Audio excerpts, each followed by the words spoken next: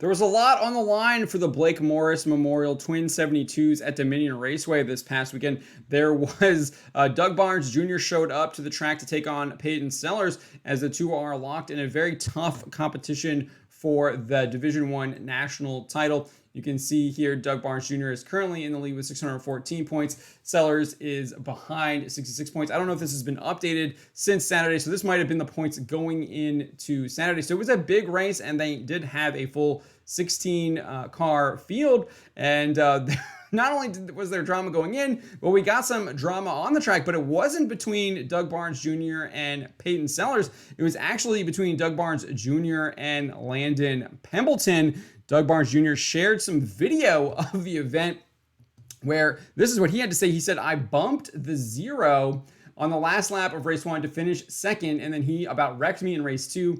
I had an opportunity to get him back on the white flag, and I did. He proceeded to chase me down on the cool down lap and wreck himself straight into the wall. Watch in order," which we will now do. Let's take a look. This is from the first race where Doug bumps Landon Pembelton to get that second place finish behind Peyton Sellers, who ended up being your winner in both the first and the second twin races. So let's take a look here.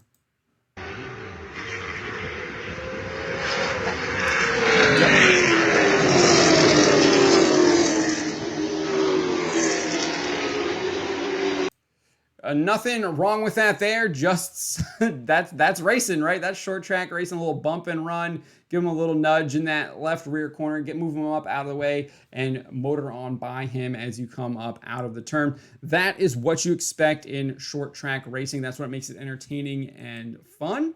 So let's look at this second video here.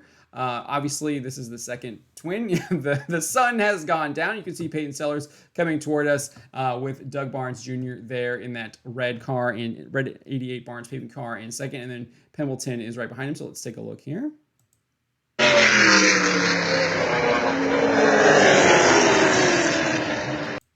Pembelton definitely gets Doug real sideways. Doug's able to save it. He moves up and he loses 3 spots right there. And he will eventually get him back, though. We'll watch this. This is at the end of the race here. So this is coming towards the end of the race.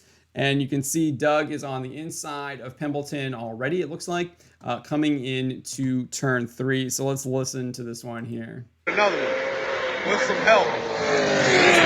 Doug's inside of him. He's driving him up the track to make sure that no crossover, and takes the checkered flag. But we have to keep watching here because Pembelton's coming up after him. He brushes the wall and then he just loses the car. I don't know what happened there. Absolutely.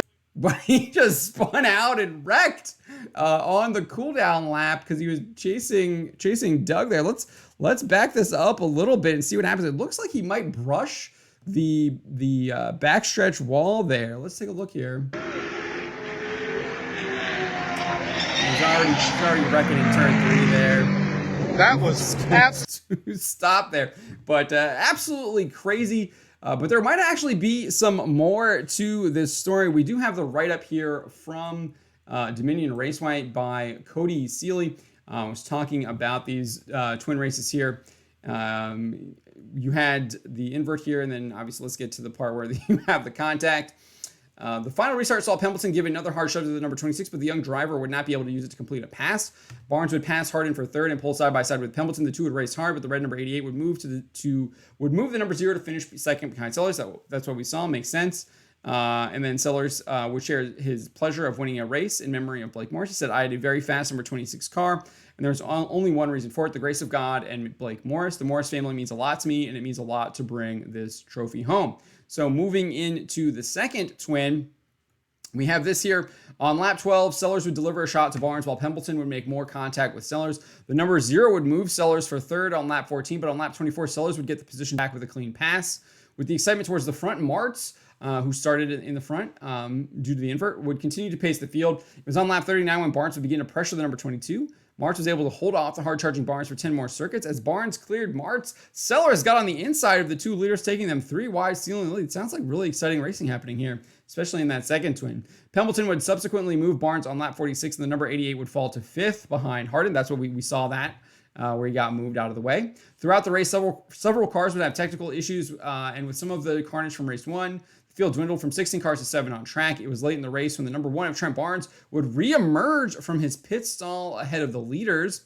As the leaders cleared the number 1, his issues would return, and soon he was in the wall and bringing out the yellow flag. So I've seen some people on Twitter accuse the Barnes team of bringing Trent out to cause the caution, so Doug could basically get closer and make those passes to get into that second place finish that he eventually got. I'm sure he'll talk about that more. He did note in the Twitter thread, if we go back to this here, he notes later on in his Twitter thread here, he says that there were a lot of politics that happened post-race too. Be sure to be subscribed so you don't miss anything. So I'm sure once he gets that video uploaded, we'll find out some more information on that.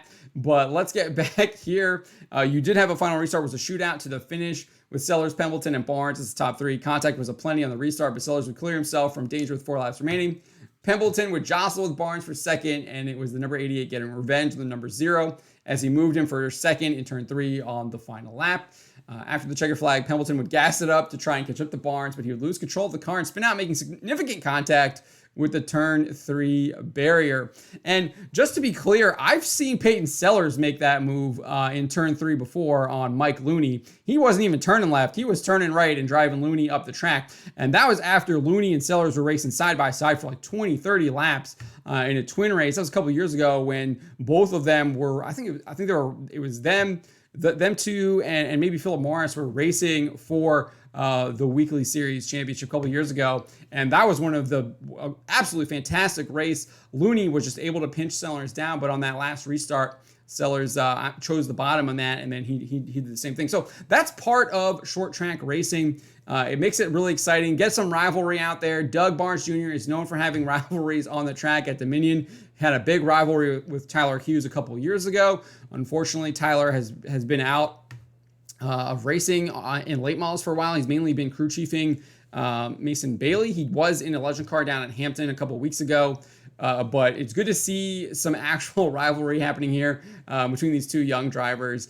Maybe that will continue. And people like to see that. I like to see that. Let's get more people watching this, and let's get some more car counts for these late models out at Dominion, because it's always exciting racing there.